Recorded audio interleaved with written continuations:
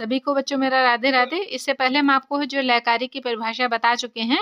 आज हम आपको है जो एक एक की है जो लय कैसी होती है, कितनी अक्षर के बराबर, कितनी मात्रा के बराबर होती है, कैसे उसे लिखा जाता है, ये हम आपको बताने जा रहे हैं। तो सभी बच्चे इसी तरह से हमारे चैनल पे बने रहिएगा, लाइक शेयर और सब्सक्राइब कर लीजिएगा। देखिए पहला आपकी लाइन आपकी लिखा है ठा यह एक गुण, जिसे बराबर की लय कहते हैं। ठा की लयकारी को बराबर की लयकारी भी कहते हैं, अर्थात एक मात्रा में एक वर्ण या एक मात्रा में बोलना ही ठा कहलाता है। जैसे सा रे गा मा, इस तरह से, ठीक है। चाहे वो है जो मात्रा स्वर की लयकारी हो, चाहे मात्रा की लयकारी हो, उसको इसी तरह से बच्चों लिखा जाता है। और क्वेश्चन आपका यही होता है कि बराबर की लय में है जो किस तरह की है जो बोल आते हैं या उसकी क्या पहचान होती है, ठीक है। तो अब देखिए नंबर दुगुन। दुगुन को है जो दो गुण भी कहते हैं। दुगुन तभी लिखा है अथवा दो गुण।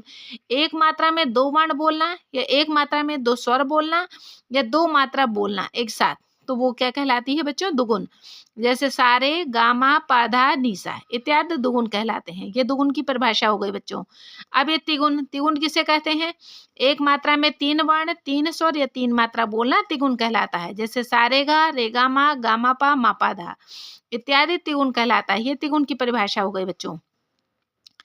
अब ये आपका लिखा है चौगुन। चौगुन किसे कहते हैं? एक मात्रा में चार वर्ण बोलना या चार स्वर बोलना या चार मात्रा बोलना एक साथ, वो चौगुन कहलाता है। इसको लिखने का तरीका कैसा होता है? जैसे अगर स्वर कहा गया है तो बच्चों ऐसे लिखा जाएगा, सारे गामा पाधा निसा, मतलब एक मात्रा के अंदर चार चार स्वर को बंद कर देना, ये आपका चौगुनी कहलाता है, ठीक है। अब ये आता है आपका पांच गुण। पांच गुण क्या कहलाता है? एक मात्रा में पांच वर्ण, पांच स्वर या पांच मात्रा बोलना है, जो आपका पांच गुण कहलाता है। अब इसे है जो क्या कैसे लिखा जाता है?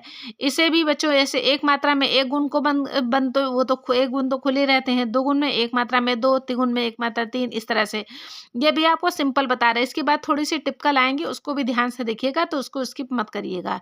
जिसको ये नहीं मालूम है तो वो सारे बच्चे भी इसको देखते रहेंगे।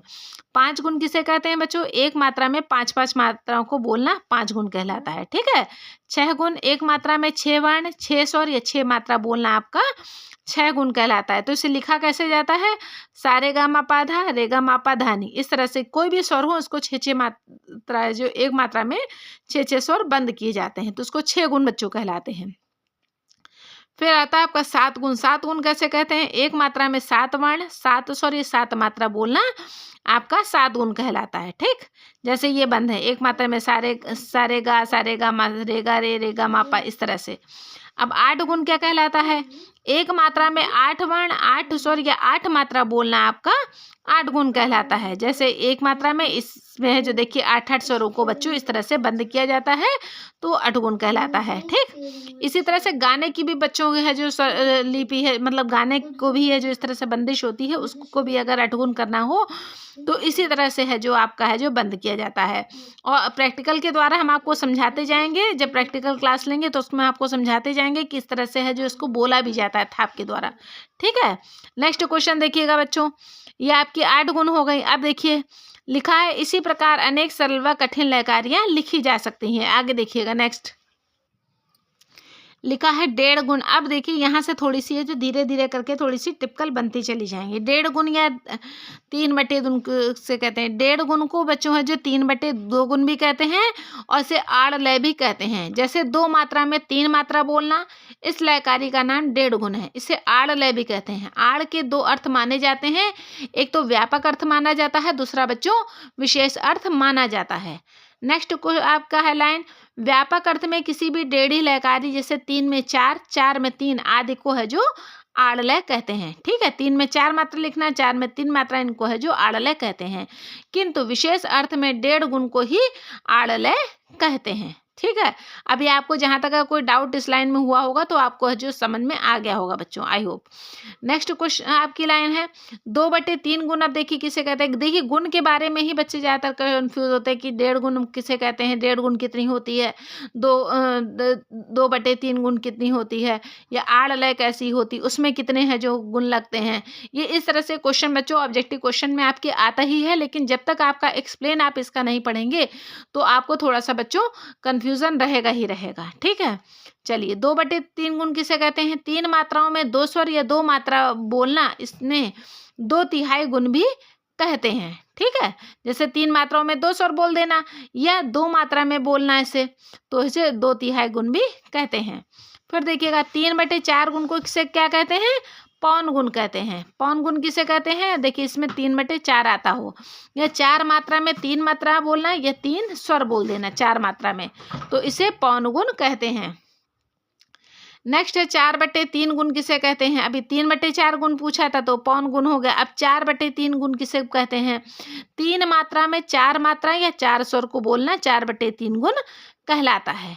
नेक्स्ट क्वेश्चन देखिएगा लाइन आपकी, 5/4 गुण को है जो सवा गुण भी बच्चों कहते हैं और कुआड़ भी कहते हैं। ठीक है, तो वो किसे कहते हैं? कुआड़ में 5/4 स्वर आते हैं, ठीक, उसको यही कहते हैं, और सवा गुण भी कहते हैं इसे।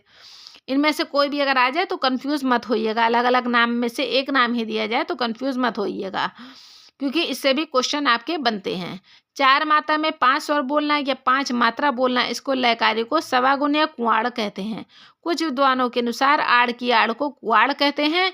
आड़ की आड़ 3/2 गुणे 3/2 बराबर 9/4 गुण होगी। जो आड़ की आड़ होती है उसे कुआड़ भी कहते हैं। ठीक है, तो कितनी इस तरह से होगी? 3/2 गुणे 3/2, अगर इनको इस तरह से करेंगे इक्वल बच्चों, तो 3 3 ज़ा 9 और 2 2 ज़ा 4, इस तरह से 9/4 गुण भी इसकी हो जाएगी।